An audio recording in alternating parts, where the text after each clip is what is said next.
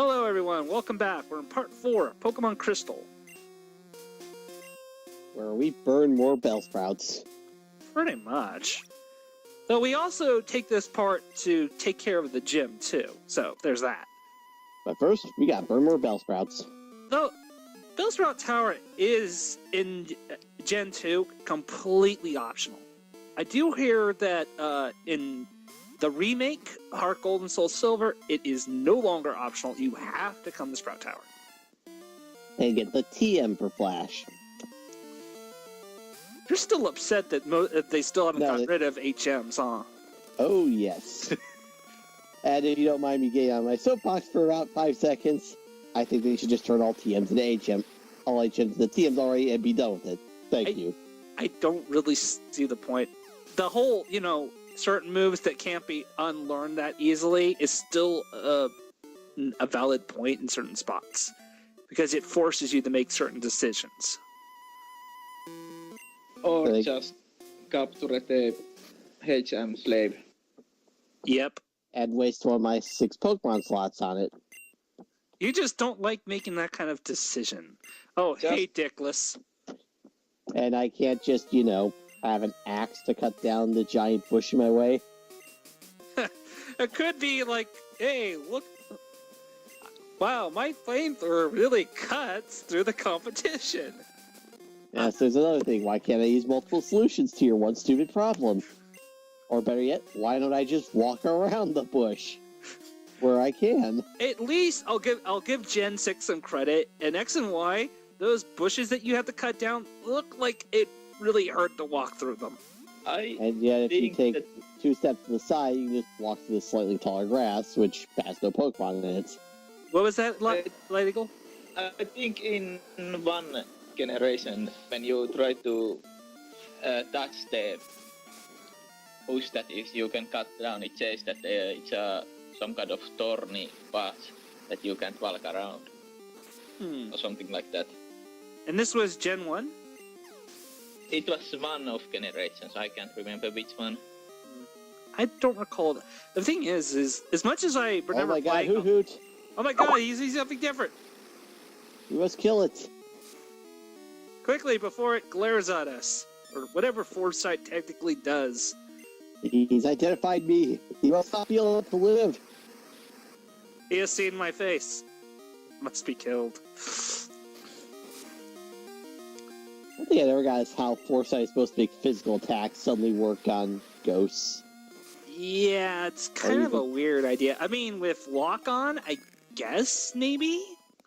Lock-On just makes it so that you hit whatever your next attack is. Well, it's kind of nice. I mean, here, there's still only 4 Ghost-type Pokemon in the entire game, so moves like Foresight are not as good as in later gens when you have all kinds of different Ghost types. In fact, the Mischievous, that's the newest one? Yes. Well, in Gen 2. Yeah, in Gen 2. And you do not see it. At least not easily you see it. You have to really go out of your way to find one. And then there's Skarmory. Yep.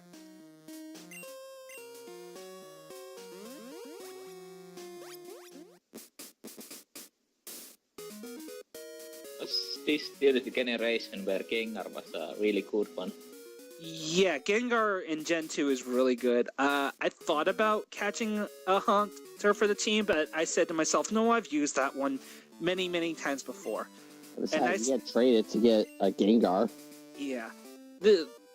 The biggest problem with Ghost types and Dark types in this game is Ghost types are physical. While Dark types are special. And it feels like the two should be swapped because there are attacks like Bite, which is a Dark type move, and you would think, okay, that's physical. No, it's special. And then you have like a Pokemon like what's a good example? Let's say in Gen 3, there's a Pokemon that's Absol, that's pure Dark type. Great Pokemon. However, it's got a high attack stat and its special stat is terrible. And yet, moves like Bite are special based. It just seems kind of a waste. Yep. And they still have Ghost being physical, yet Shadow Ball lures special defense. Yeah. Yeah, and it sucks because you're essentially missing out on Stab. And I have to say it's Stab because and the superior damage types sometimes, like, as we said, the elemental punches all being special based, but they're given to fighting types normally. right. I'll just go ahead and say it right here. For those who don't know what Stab means, it stands for special same type attack bonus. Same type attack bonus. Basically, it gives an extra 10% onto your damage. No, it gives 50. It is not 10%.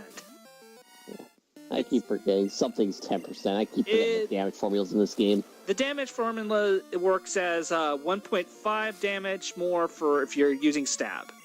And then it doubles that. It adds another 1.5 if the Pokemon you're hitting with that move is weak to it. No, that's double if you're hitting something that's weak. Quad if it's double weak to it. Oh man. Pokemon math. Who says it's just kid stuff?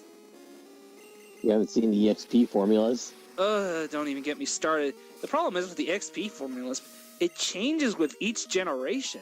Gen 5, it worked like the lower level your Pokemon was at defeating if the Pokemon you were killing had a higher level than the one you were using, you would get more XP for it. They got rid of that formula in Gen 6. Thankfully.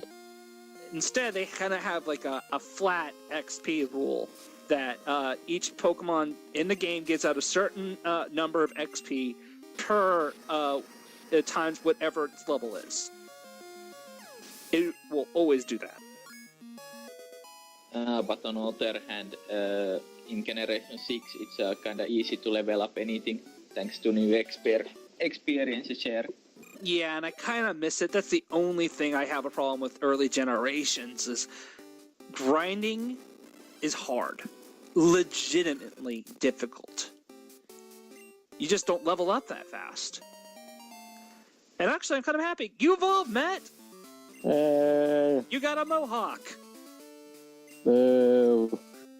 Okay, I'll admit, Full On is a lot cooler than Typhlosion is, in my opinion. It just is. Well, not in stats. And I'm actually kind of thankful for mettking to evolve, because now that makes this next gym leader a complete pushover. It was hard to begin with. Well, the first gym leader, what did you expect? Honestly, it could go bad because his Pidgeotto does know Mud Slap, which is a ground-type move, and Cyndaquil is weak to ground-type moves. On top of that, it lowers accuracy, so it could, if you just have really bad luck, things can go shit south real quick. Right now, he will not let you insult him with electric attacks. Nah, I'll instead light him a flame my instead. next question, my question is now, do you get electric attacks before this point? No. I do not get an electric attacks for No, I mean, can time. you get any electric attacks in the game before this point?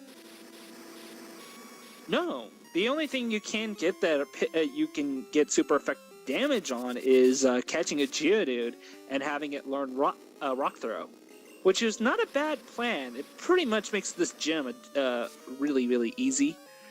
Yeah. Like I said, the thing I'm doing is that he mentioned electricity specifically, and just kind of I'm getting hung up on that point. Oh wait, I believe we just talked our way through the entire gym leader fight. That's fine. Shows you how hard he is. Yeah, and now he says you get the badge raises the attack power of your entire of all your Pokemon, and I never understood that. I think it's bullshit. It's like some minor stat increase. It doesn't really do much. Right. It just seems kind of weird that that was still around then. Oh, and we get a phone call from Professor Tree. Ring, ring, ring. Phone call, phone call. Yes. What could he possibly want? We'll find out next part.